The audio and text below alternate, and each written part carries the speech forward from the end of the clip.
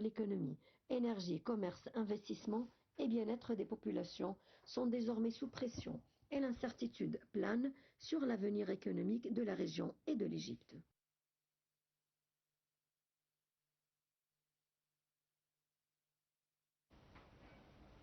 Donc de retour sur le plateau pour parler de notre deuxième sujet, notre principal sujet.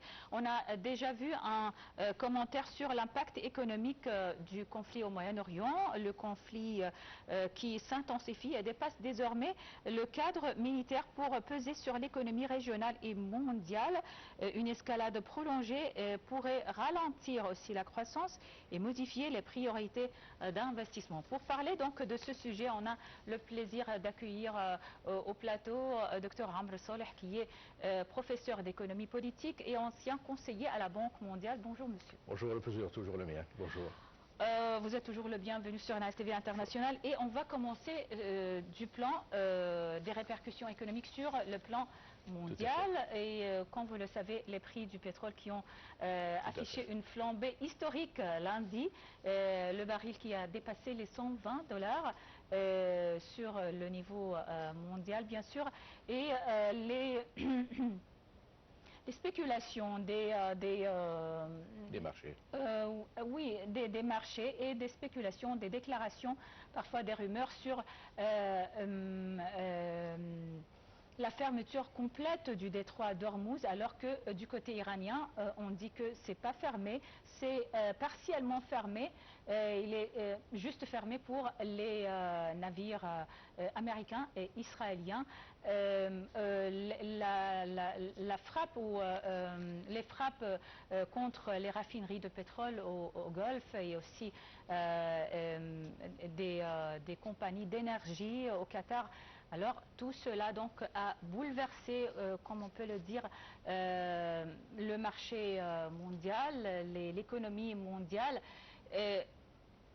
Dans quelle mesure donc cette crise financière ou cette crise économique peut durer, pour quelle durée? Et concernant le détroit d'Ormuz, cette deuxième question, est-ce que c'est toujours fermé ou quel scénario pour le détroit d'Ormuz?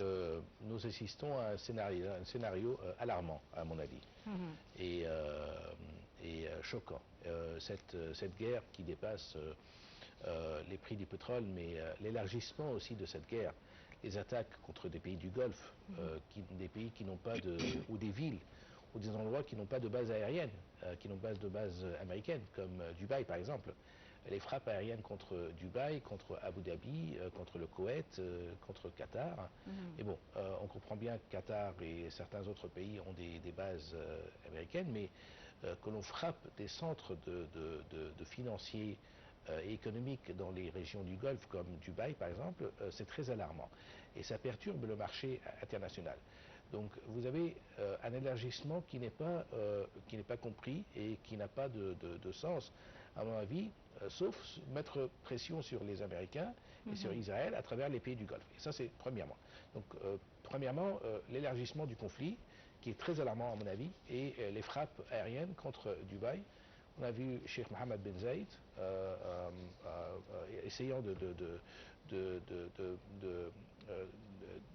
faire en sorte que les gens soient un peu apaisés et que le climat économique et social soit apaisé dans la région, mais il y a toujours des frappes qui disent son nom. Donc vous avez premièrement l'élargissement du conflit. Secondo, vous avez le choc pétrolier.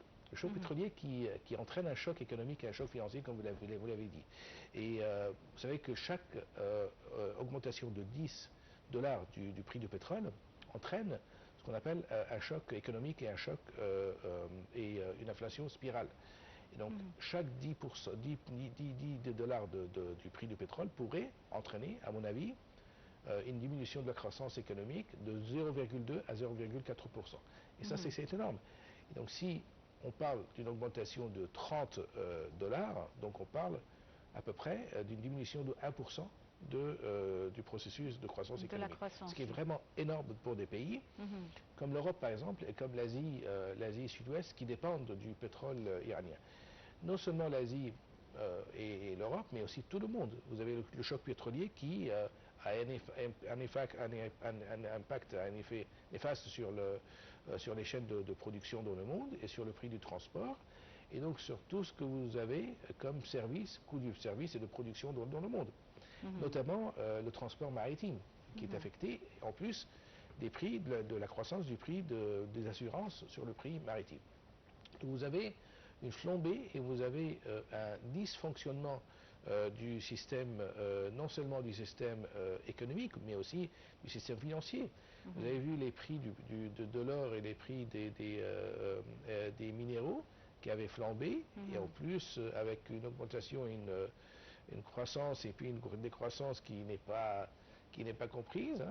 Il y a un jeu de fluctuations dans les marchés, ce qui affecte aussi les marchés financiers. Donc vous avez un choc pétrolier qui a un impact sur le processus économique, mais qui aussi entraîne un choc financier.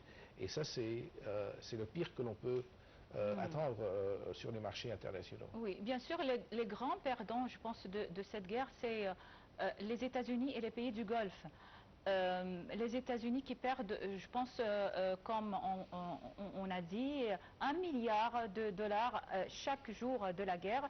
Et ma question, c'est sur dans quelle mesure les États-Unis, les pays du Golfe peuvent endurer donc cette perte. Et la deuxième question, est-ce qu'il y a des pays gagnants et qui ont tiré profit de cette guerre, comme la Russie par exemple, ou la Chine? Ce sont deux grandes puissances. Comme vous le savez, le président russe a proposé aux pays européens de leur exporter du gaz et des hydrocarbures, et de lever les sanctions, alors qu'il y avait des sanctions sur la Russie à cause de l'Ukraine. Tout à fait, tout à fait. On peut dire que il y a des pays gagnants de cette guerre. Tout à fait. Vous avez toujours, c'est un jeu, c'est un jeu d'échecs. Donc vous avez toujours des perdants et des gagnants. À mon avis, les grands gagnants, c'est Israël. Israël qui frappe de l'air et qui continue à frapper, et avec un objectif, un seul objectif, c'est de mettre un terme aux attaques iraniennes et au système de défense iranien. Les États-Unis qui ont un objectif, c'est de mettre un terme au programme nucléaire iranien, mais aussi de mettre un terme au système politique en Iran. Donc c'est la tête. On a vu l'assassinat de l'ayatollah Ali Khamenei, et puis des chefs, des dirigeants militaires et des politiques en Iran. Donc l'objectif, c'est de mettre un terme à ce système des ayatollahs en Iran. Donc pour revenir à votre question, les grands gagnants, Israël, qui frappe de l'air et qui est soutenu fortement par les États-Unis, et puis aussi, dernièrement, la Russie qui est entrée en jeu pour essayer de lever les sanctions économiques. Ça, c'est les deux gagnants. Les perdants sont énormes. Les États-Unis, vous parlez des États-Unis qui perdent 1 milliard de dollars. Les États-Unis qui avaient demandé, Donald Trump qui avait demandé une subvention supplémentaire du Congrès de 50 milliards de dollars. Mais les États-Unis, à mon avis, historiquement, ne se dérangent pas des coûts économiques. Les États-Unis, comme vous le saviez, a fait la guerre en Syrie, a fait la guerre en Irak, a fait la guerre en Afghanistan, a fait la guerre en Vietnam. Donc les États-Unis, par définition, historiquement, est un pays qui arrive avec ses gros sabots, si je peux dire, pour commettre des invasions militaires, quel que soit le coût économique. Donc, si on parle mais est-ce qu'on peut dire que les États-Unis ne se sont pas attendus à ce que la durée de cette guerre soit trop prolongée, comme le vient de dire l'armée iranienne qui a dit que c'est nous qui vont décider de la fin de cette guerre? Non, je crois Donald Trump. Je crois qu'on attendait dès le départ, d'ailleurs le président Donald Trump l'avait dit, je crois qu'on attendait dès le départ à des frappes militaires qui dépasseraient les 12 jours de la première guerre. Donc on attendait à quelque chose de grand. Pourquoi? Parce que les États-Unis ont déplacé leur fret et leur flot américain, la moitié de l'armée. Donald Trump avait signalé et avait dit et avait annoncé que le but était de mettre un terme à ce régime. Donc ces deux objectifs, si vous voulez, qui ne peuvent pas venir à terme dans une courte période. Donc les États-Unis savent qu'il y aurait des pertes parlez de perdants, vous parlez de gagnants, mais aussi les États-Unis sont à mon avis, sont des grands perdants de par leur image de marque, de par le coût, de par leur crédibilité. D'ailleurs, vous avez les pays du Golfe qui avaient gueulé et qui avaient dit aux Américains, mais qui vous avez donné le droit de commettre ces actes et d'entraîner la région, la région dans une guerre qui ne dit pas son nom d'ailleurs. Hein.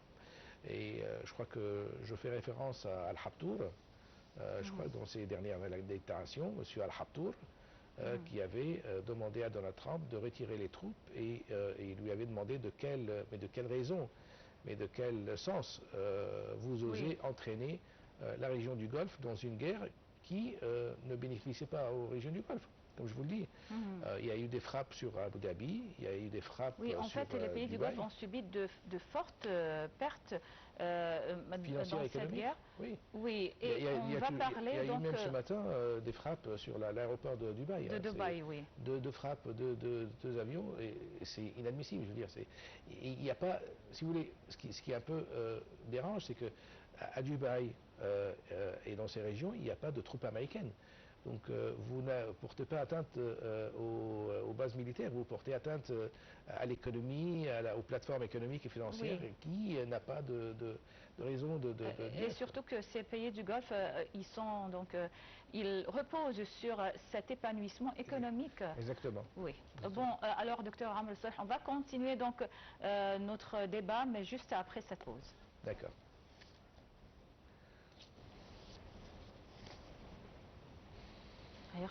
must always be respected.